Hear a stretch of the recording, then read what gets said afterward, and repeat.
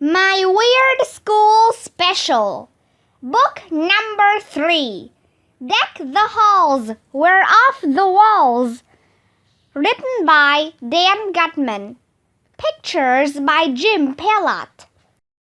Chapter 9, Take a Chill Pill.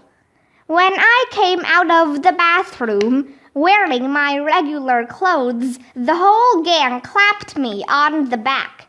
"You are awesome, AJ," said Alexia. "Those girls didn't suspect a thing," said Ryan. "How did you know the words to that dumb song?" asked Michael. "It's been stuck in my head all week," I admitted. We hustled through the crowd to get back to Santa's workshop, all the way at the other end of the mall. It took a long time to find Andrea and Emily. They were close to the front of the line now. "Where were you?" Andrea asked with her mean face on. "What took you so long?" "It's almost our turn to meet Santa," said Emily. "Take a chill pill," I told them. "We're here, right?" I could see Santa Claus now. He was sitting on this big throne with his red suit, red hat, white beard, and black boots, the whole get-up. Santa was fat and jolly, just like I imagined. He was surrounded by Christmas trees, presents, fake snow, and a giant nutcracker on each side. "Ho, ho, ho!" Santa bellowed. "You know, I'm not sure that's the real Santa," said Neil the Nude Kid. "It looks like Santa to me," said Michael. "I'm so excited," said Andrea, rubbing her hands together. Soon it would be our turn. We were on pins and needles. Well, not really. We were just standing there. If we were on pins and needles, it would have hurt. I got up on my tiptoes to look all around. There were so many happy, smiling faces, Christmas trees, twinkling lights, jingle bells jingling. It was a beautiful scene. "Ah," I said, "I love the smell of tinsel at Christmas time." "Tinsel doesn't smell, dumbhead," said Andrea. "That's pine needles that you smell." "It's your face that I smell," I said. "Why can't a truck full of tinsel fall on Andrea's head?" Just then, one of Santa's elves came running down the line of kids. "It's almost your turn to meet Santa," she said. That's when I realized the elf wasn't a real elf. It was our librarian, Mrs. Rupee. She was dressed up like an elf. "Mrs. Rupee," I said, "what are you doing here?" "Who's Mrs. Rupee?" asked Mrs. Rupee. "I'm one of Santa's helpers from the North Pole." She wasn't fooling anybody. It was Mrs. Rupee for sure. That's when I realized that all of Santa's helpers were grown-ups from our school. The guy playing Christmas songs on the organ was our music teacher, Mr. Loring. The lady dressed up like Frosty the Snowman was our custodian, Miss Lazar. Another one of the elves was our Spanish teacher, Miss Holly. "Miss Holly," I said when I saw her, "what are you doing here?" "Earning a little extra money over the holidays," she said. "We all are. Feliz Navidad." "I guess teachers don't get paid very much," said Ryan. "Teachers get paid?" I asked. I thought they just came to school every day because they had no place else to go. There was just one family in front of us in line now. A lady with a big camera came over. I did a double take. The lady was Miss Hannah, our art teacher. "Merry Christmas," she said. "Now listen up. When you sit on Santa's lap, I'm going to snap your picture. So let's see some big smiles, okay?" "Okay," we all said. "Do you want to buy the $20 package or the $40 package?" Miss Anna asked us. Package of what? I said.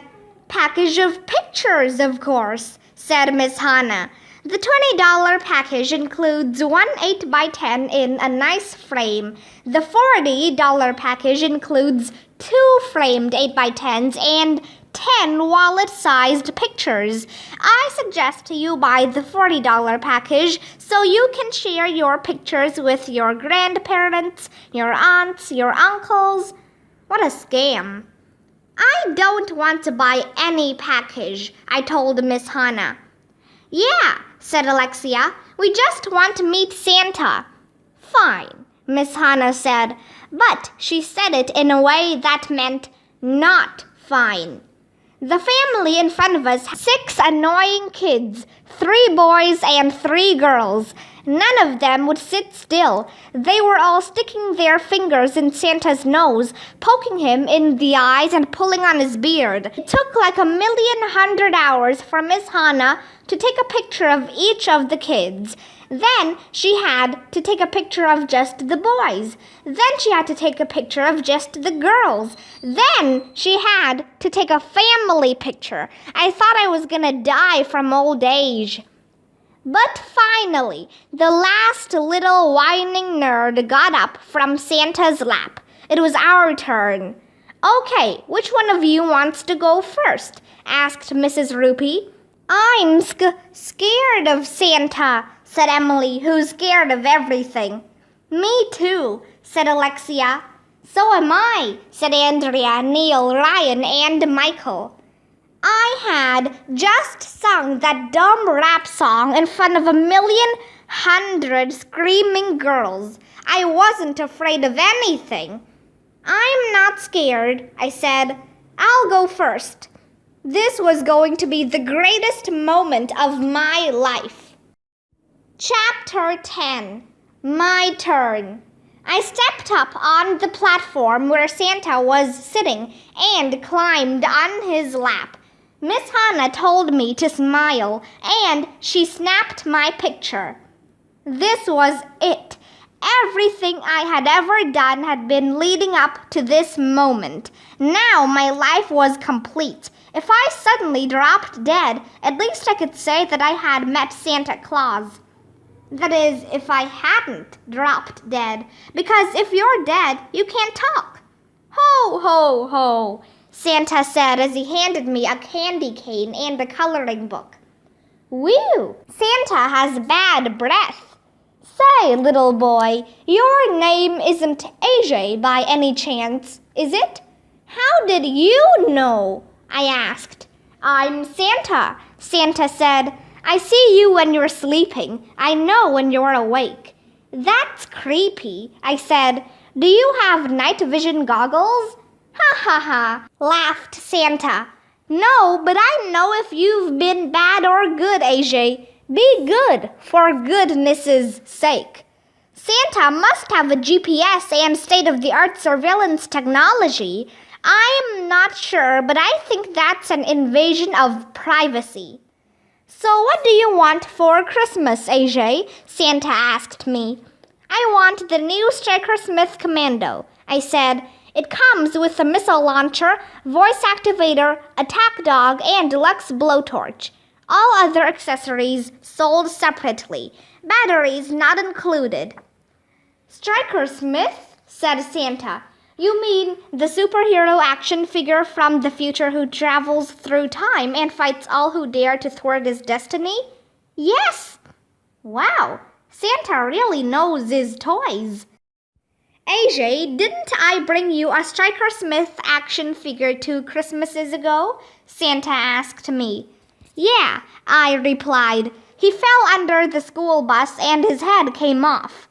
And didn't I bring you another Striker Smith action figure last Christmas? Yeah, I said. He met his untimely end when his head got tragically melted in a battle with an evil magnifying glass. I'm sorry to hear that, Santa said. I hope you'll take better care of Striker Smith this year. I will, Santa. Good. Merry Christmas, AJ. Ho, ho, ho. I looked out at the kids waiting in line. I wondered how Santa would remember which presents we all asked him for. Are you going to write down what I asked for a Striker Smith action figure? I asked Santa. That won't be necessary, he replied. How will you remember, Santa? My mind is like a steel trap, he told me. You catch animals with your head? I asked. No, I mean I have a good memory, Santa told me. That's how I remember what I bring you each year. Some of the parents in the crowd were looking at their watches. I guess my time was up. But this might be the only chance in my whole life that I would get to talk with Santa. I didn't want to leave. Can I ask you one question, Santa? Sure, AJ. I understand how reindeer can fly, I said. But doesn't your sleigh need a wing on each side for stability? The Christmas spirit lifts it up, Santa said. Yeah, but the sleigh doesn't look very aerodynamic, I told him. Why not use a helicopter instead? I thought you had just one question, Santa said. How is it possible to visit every house in the world in one night? I asked. What about the houses that don't have chimneys? What about people who live in apartments? How do you fit all the toys in the sleigh? And what do you do the rest of the year? We have to wrap this up, AJ, said Santa. There are a lot of children waiting. You should really lose some weight, I told him. Obesity is a big problem these days. Have you checked your cholesterol? Isn't it cold at the North Pole? Is there a supermarket up there? Where do you buy groceries? Have you considered relocating to a warmer climate? Do the reindeer ever poop on people's heads? Time's up, kid, one of the parents shouted. Let's move it along, okay? I got up from Santa's lap. But as I was doing that, my itchy Christmas sweater must have got caught on Santa, because that's when the strangest thing in the history of the world happened. His beard came off. Chapter 11. The Kid Who Ruined Christmas. Gasp! Everyone gasped. Hey, I said. You're not the real Santa. You're just some guy dressed up like Santa. Santa mumbled. The fake Santa guy looked really familiar to me. I knew I had seen him somewhere before, so I picked his Santa hat up off his head. And you'll never believe in 1,100,000 years what was under there. Nothing.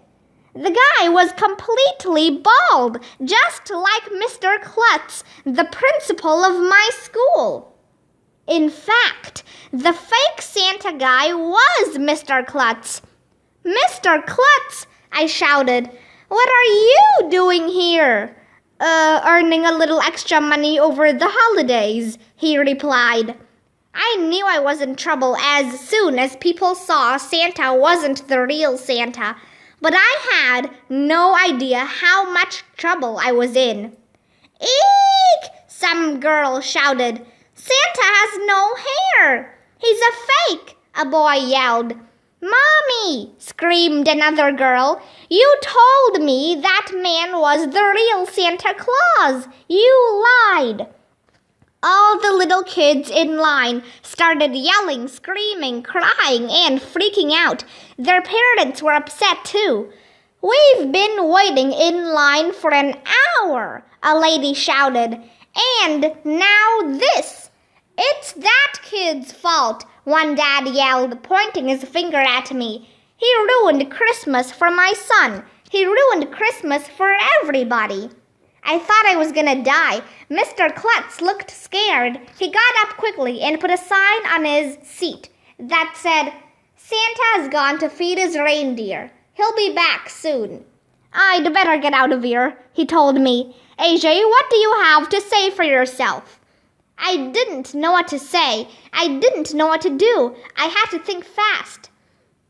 Peace on earth, goodwill to men? I said. Get him, somebody shouted. Get that kid who ruined Christmas. Bummer in the winter. There was only one thing I could do. Run. Chapter 12. The True Meaning of Christmas. This was the worst thing to happen since TV turn-off week. I wanted to go to Antarctica and live with the penguins. I jumped off the little platform to make a run for it, but I slipped on some fake snow and knocked over the Christmas tree. It landed on top of me. As I was scrambling to get up, my foot got tangled in a string of Christmas lights. When I yanked at it, sparks started flying. That must have spooked the reindeer in the petting zoo, because one of them broke out of the gate and started running around in crazy circles. "Run for your life!" shouted Neil the nude kid. "The reindeer's on the loose!" "Watch out for those antlers!" a lady screamed. "It's heading for the food court!" somebody shouted. I finally got to my feet, and a bunch of angry parents started chasing me. "Get him!" one of the dads shouted. "Get that kid!" I bolted out of there. Crowds of people were all over the place. I had to run around them like a football player to escape the angry parents chasing me. I bumped into some lady and she fell into a fountain. "Help!" I shouted. "They're gonna kill me!" I ran up the down escalator. Then I ran down the up escalator. But I didn't travel through time. The parents were still chasing me. I couldn't lose them. At the other end of the mall, I spotted the men's bathroom. Maybe I could hide in a stall, I figured. It was my only hope. I ran over there and ducked inside the bathroom. I was panting and gasping for breath. And you'll never believe who was in there, combing his hair in the mirror. "Crazy!" "Dude," he said, "what's the matter? You look like you've been through a war." I put my hand on his shoulder and looked him in the eye. "You've got to help me," I begged. I was sitting on Santa's lap and I accidentally pulled off his beard. The kids who were waiting in line freaked out, and now their parents are trying to get me. What should I do? "Quick," Crazy said. "Let's switch clothes again." "Huh? Just do it." I tore off my itchy Christmas sweater and gave it to Crazy. He tore off his clothes and gave them to me. "Now get out of here," Crazy said, "and act casual." I whistled as I strolled out of the bathroom. A bunch of angry parents were milling around, looking all over. None of them noticed me. I thought I was in the clear. But that's when the most amazing thing in the history of the world happened. An announcement came over the public address system. Well, that's not the amazing part, because announcements come over the public address system all the time. The amazing part was what happened next. "Attention, shoppers, it's 2 o'clock. The young pop sensation Crazy is about to do some more Christmas wrapping on the main stage near the big tree. Come see him perform." Suddenly, Officer Spence came rolling over to me on his Segway.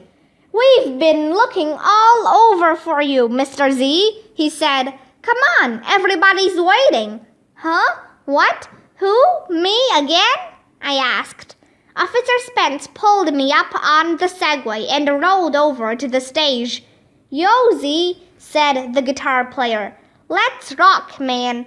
There must have been 1,100,000 girls in the audience now. Some of them were trying to climb up on the stage, but the police was holding them back. That guy in the jacket and tie climbed up and took the microphone. "Okay, boys and girls," he said. "Here he is again, the latest, the greatest, Crazy."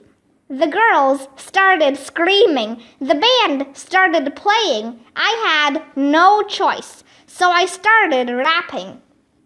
"'Twas the night before Christmas. You know the rest. Stuff was all over. The house was all messed. I was dreaming of a Christmas white. It was a totally silent night. That's when I heard a crash and a boom. So I ran right down to the living room. There was this guy dressed all in black, and over his shoulder he carried a sack. I took one look at him and said, "Whoa, man, I know you're not Frosty the Snowman." "Who are you?" I asked after a pause. "You sure don't look like Santa Claus." He said, "The name's Klepto. I'm from the South Pole. I grab all your presents. That's how I roll. On Christmas Eve, I go around the world and steal all the presents from boys and girls." He went to the corner and got down on one knee to scoop out the gifts that were under our tree. He took them all. He grabbed my new toys. He took my new clothes. He took all our joy. To the Christmas Klepto, everything's free. "I'll take your partridge," he said, "and your pear tree. I like your presents, and now they're mine. Say, how much of this stuff did you buy online? You better watch out. You better not cry. You make one peep, and I'll poke out your eye." "You're a mean man, sir," I said with a hiss. "Just wait until Santa finds out about this." That Mr. Klepto thought he was a smarty, but in the end we spoiled his party. Oh sure, the guy had lots of charm, until he tripped our silent alarm. A few minutes later the cops arrived. Mr. Klepto under the couch he dived. The cops yelled, "Come out with your hands in the air." "I was framed," he shouted. "This ain't fair." The cop said, "Now don't try anything violent. All you have is the right to remain silent." They dragged him away and he said, "Bye-bye." And that was the last I heard of that guy. Now, all this stuff that I've been rapping, you may say that none of it happened.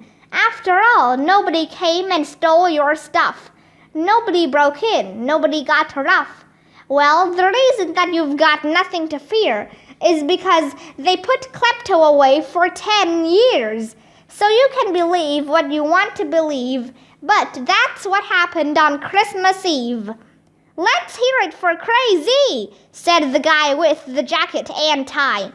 The girls went nuts, screaming and yelling and freaking out. I jumped off the stage and ran back to the men's room. Crazy was in there waiting for me. "You saved my life," I told him. "Now we're even, dude." Crazy and I switched back into our normal clothes, shook hands, and said goodbye. As I was about to walk away, I came up with the greatest idea in the history of the world. "Hey, Crazy, I need to get a Christmas present for my sister. Can you give me an autograph?" "Sure, dude," he said. Crazy took off his hat. He pulled a Sharpie from his pocket, signed the hat, and handed it to me. "You know," he said, "sometimes I wish I was in your shoes."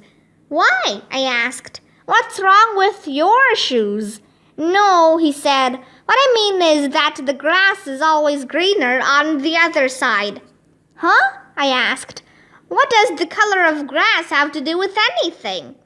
That Crazy kid is weird. Who cares about shoes and grass? But as I walked away, I started thinking about what Crazy said. Christmas isn't about malls and elves and trees and presents. It's about being a good person. It's about helping a guy out when he's in trouble. Crazy needed my help, so I helped him. Then I needed his help, and he helped me. Christmas is a time for giving. That's the true meaning of Christmas spirit. Who knows? Maybe I'll become Crazy's stunt double. Maybe Santa will bring me the new Striker Smith Commando action figure with missile launcher, voice activator, attack dog, and deluxe blowtorch. Maybe another song will get stuck in my head. Maybe the real Santa will come to the mall next Christmas. Maybe they'll pay the teachers more money so they don't have to dress up like elves. Maybe I'll travel back in time on an escalator. Maybe Santa will get some breath mints. Maybe I won't have to wear my itchy Christmas sweater next year. Maybe I'll get to eat some of those giant nuts. Maybe Santa will be arrested for invading people's privacy. Maybe Mr. Klutz will catch animals with his head. Maybe Santa will ditch his sleigh and switch to a helicopter. Maybe Andrea and Emily will bring peace and harmony to kids all over the world. But it won't be easy.